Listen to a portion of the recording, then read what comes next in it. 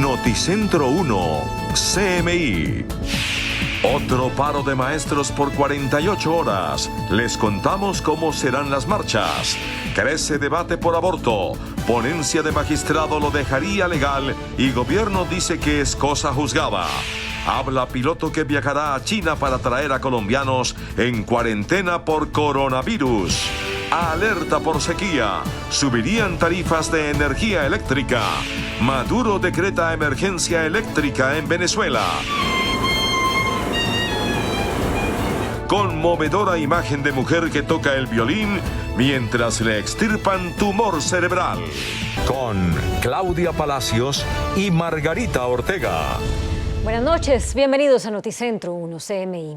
Este jueves arranca por 48 horas un nuevo paro de maestros. Las marchas en Bogotá llegarán hasta el Ministerio del Trabajo.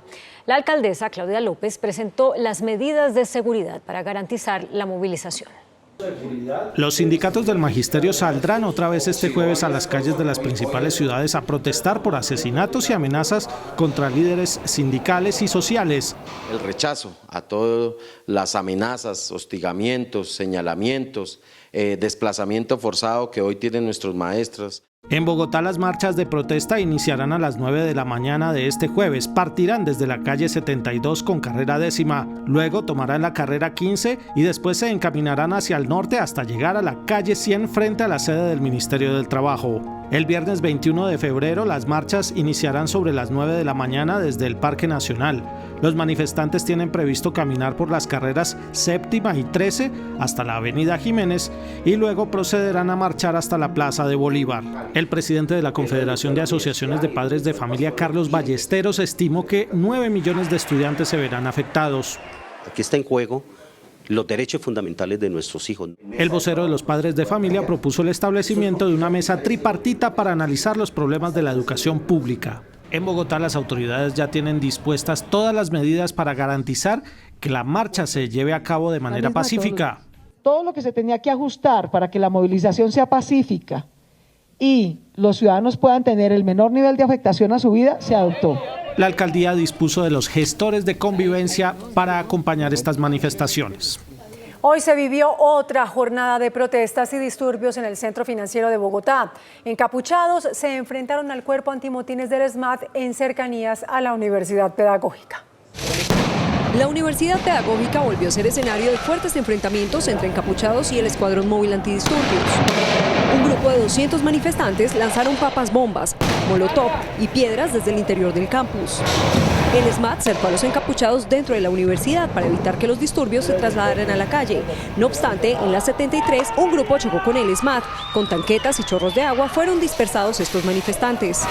Además de los conductores afectados por los desvíos, los comerciantes llevaron la peor parte. Por lo menos 30 negocios tuvieron que cerrar y perder millonarias ventas. Tras 4 horas de enfrentamientos, sobre las 5 de la tarde se recuperó el orden público en esta zona del norte de Bogotá. El gobierno radicó ante la Corte Constitucional su concepto sobre la despenalización del aborto, en el que considera que sobre este ya hay cosa juzgada. Simultáneamente, el magistrado Alejandro Linares presentó su ponencia, en la que plantea que el aborto se despenalice por completo durante las primeras 16 semanas de gestación. Según el concepto entregado por el gobierno a la Corte Constitucional, la despenalización del aborto es cosa juzgada con suficiente debate jurídico. La ministra de Justicia, Margarita Cabello, explicó que por eso la norma demandada, en este caso el Código Penal, debe dejarse como está, manteniendo la despenalización en 3 circunstancias: cuando peligra la vida de la mujer, cuando hay malformación del no nacido o cuando se trata de un embarazo producto de un abuso sexual. No se puede volver a estudiar por cuanto que ya está el estudio suficiente y hay lo que se llama por la Corte Constitucional, cosa juzgada constitucional. La ministra se refirió al tema durante un foro sobre justicia para el ciudadano organizado en Bogotá. Simultáneamente, en la Corte Constitucional, el magistrado ponente Alejandro Linares entregó a la Sala Plena su ponencia en la que plantea despenalizar la interrupción voluntaria del embarazo durante las primeras 16 semanas a partir de la gestación. Nosotros emitimos conceptos, las entidades del Estado emitieron sus conceptos. Esperemos la decisión para hablar sobre puntos seguros y claros. Los conceptos sobre el tema, sean del gobierno, la Iglesia o el Congreso, pueden no ser acogidos por la Corte, dado que no son vinculantes. Esta noche la Corte rechazó una recusación contra Alejandro Linares y Antonio José Lizarazo que prendía a apartarlos de las discusiones de la demanda, con lo cual los dos magistrados seguirán participando del debate jurídico del cual saldrá el fallo sobre el aborto. Habla el piloto Eduardo Restrepo, coronel de la Fuerza Aérea, quien será el responsable del vuelo en el que regresarán de China los 16 colombianos que están aislados por el coronavirus. Este es el Boeing 767 de la Fuerza Aérea en el que regresarán al país los 16 colombianos que están aislados en China por temor al contagio del coronavirus. El avión fue adecuado para garantizar las condiciones de aislamiento. Toda la tripulación recibió capacitación de funcionarios del Ministerio de Salud. Conocer en detalle de qué se trata el virus, cuáles son las formas o los métodos que debemos ser cuidadosos porque es donde es más fácil o podemos adquirir o transmitir el virus. Y para eso también nos dieron la capacitación del uso de unos trajes especiales para el momento en que estemos en Wuhan. Una vez regresen al país, los pasajeros, los funcionarios de salud y los pilotos deberán permanecer en cuarentena. El gremio hospitalario y asociaciones de pacientes piden más control a los recursos por la medida del Ministerio de Salud que pone fin a los recobros de la CPS. El ministro de Salud encargado afirmó que la medida que le pone punto final a los recobros por parte del gobierno a la CPS busca mejorar la situación financiera del sistema.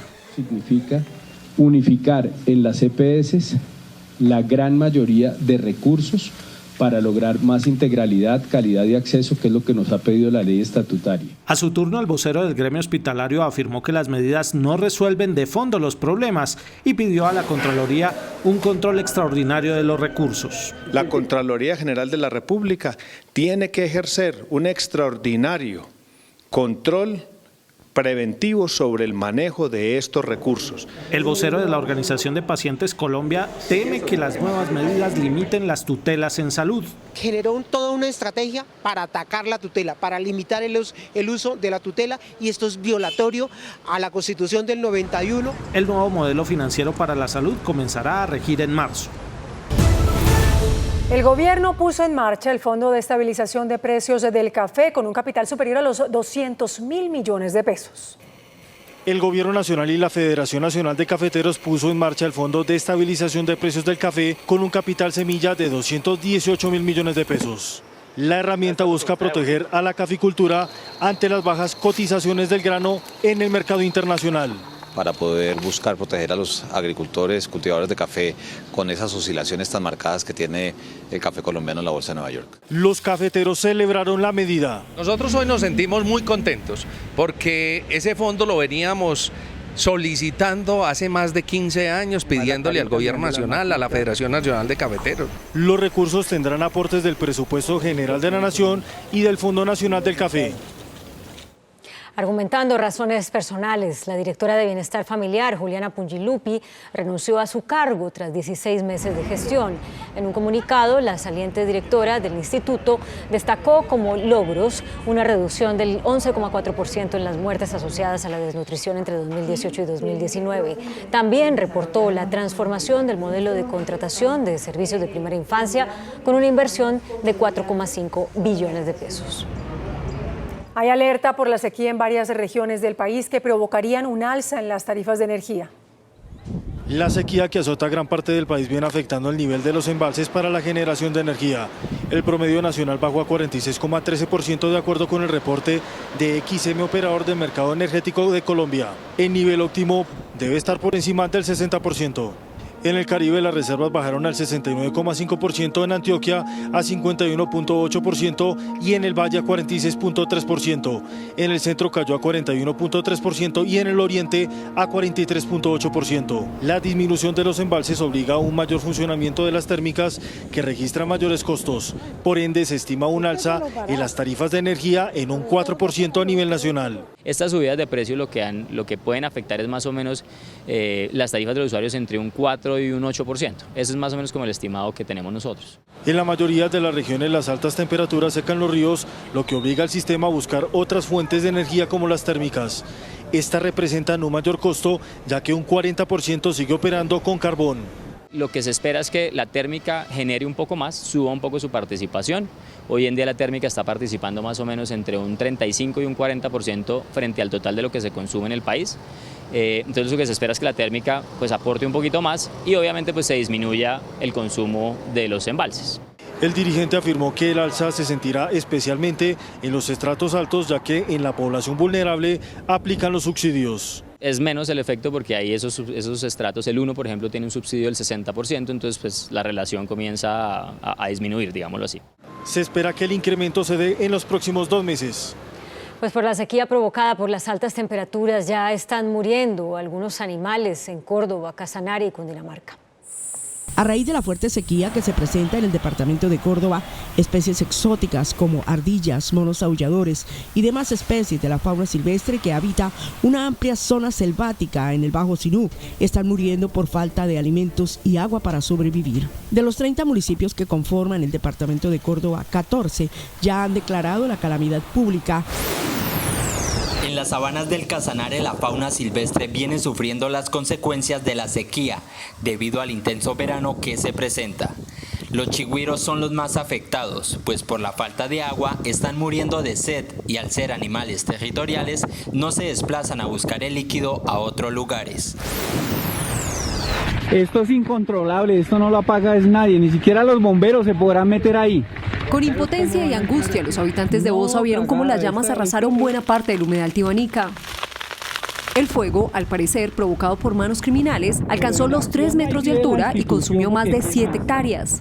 Varios animales murieron y otros, como curis y aves, fueron rescatados en medio de las llamas y asistidos por los bomberos de Bogotá. El incendio forestal en el Parque Tinigua, ubicado en la Sierra de la Macarena, consumió entre 150 y 200 hectáreas de bosque natural. La Fuerza Aérea realizó más de 45 horas de vuelo y descargó 12.000 galones de agua con líquido retardante sobre los focos de fuego. Luego de 72 horas de combatir el incendio, el ejército, con ayuda de la Fuerza Aérea y organismos de socorro, lograron controlarlo. A partir de 2022, Colombia, Bolivia, Ecuador y Perú eliminarían los cobros por el servicio de roaming internacional que beneficiaría a más de 110 millones de personas.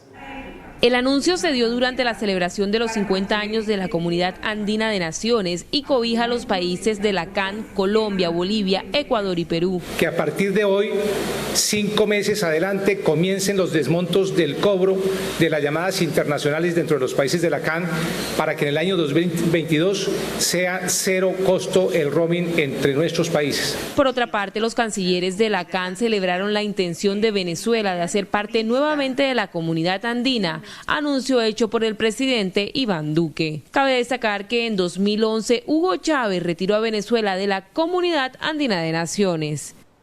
Esta noche la Corte Constitucional tumbó un artículo del Plan Nacional de Desarrollo que establece la base de la cotización en seguridad social para los trabajadores independientes.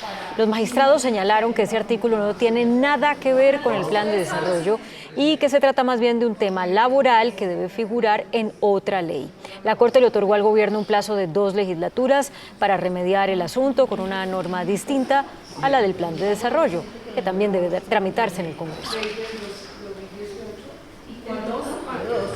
Al regresar a Noticentro 1 CMI, espere. Venezuela declara emergencia eléctrica. El presidente de Venezuela, Nicolás Maduro, decretó la emergencia energética y creará una comisión para la petrolera estatal PDVSA. Maduro aseguró que la medida busca contrarrestar las sanciones impuestas por el gobierno de Estados Unidos contra una filial de la petrolera estatal rusa, Rosneft, como consecuencia de las operaciones comerciales con su gobierno. El multimillonario y precandidato demócrata Mike Bloomberg sigue creciendo en las encuestas, ya es segundo en la preferencia después de Bernie Sanders. Mike Bloomberg, el multimillonario y precandidato demócrata que ha invertido más de 400 millones de su fortuna personal en una inédita campaña televisada y en redes sociales, logró clasificarse al debate presidencial del partido en Las Vegas, pese a que no participó en ninguna de las 3 elecciones primarias realizadas hasta ahora y de hecho aún no se enfrenta directamente a ninguno de sus rivales electorales. Pese a ello, Bloomberg, que no acepta donaciones y tiene una fortuna estimada en unos 60.000 millones de dólares, ya figura en segundo lugar en las encuestas nacionales con un 19% de la intención de voto y solo superado por el izquierdista Bernie Sanders, que con un 31% de los apoyos ha concentrado sus ataques al exbanquero, a quien acusa de querer comprar su candidatura. Lo cierto es que la presencia de Bloomberg en el debate supone la primera oportunidad para que enfrente públicamente las críticas en su contra, algo que había evitado hasta ahora. Conmovedora imagen en una sala de cirugía en Inglaterra. Dagmar Turner, una mujer de 53 años, tocó el violín durante la cirugía en la que le extirparon un tumor cerebral. Lo hizo con el fin de que los médicos pudieran verificar que no le estaban afectando los movimientos de sus manos. La violinista conserva el uso pleno de su mano izquierda.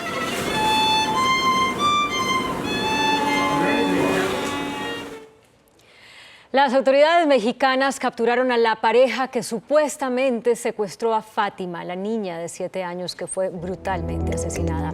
La mujer, identificada como Giovanna, y el hombre como Mario, eran conocidos de la familia de la niña, a quien raptaron de su escuela hace una semana.